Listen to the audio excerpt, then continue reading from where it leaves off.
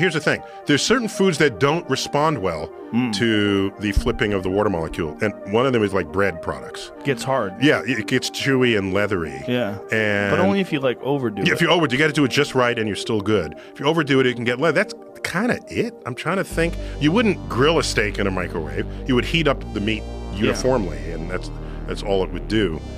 Cooks bacon pretty fast. Yeah. But it's a mess and it splatters all over. So you pick the foods that are best for that situation.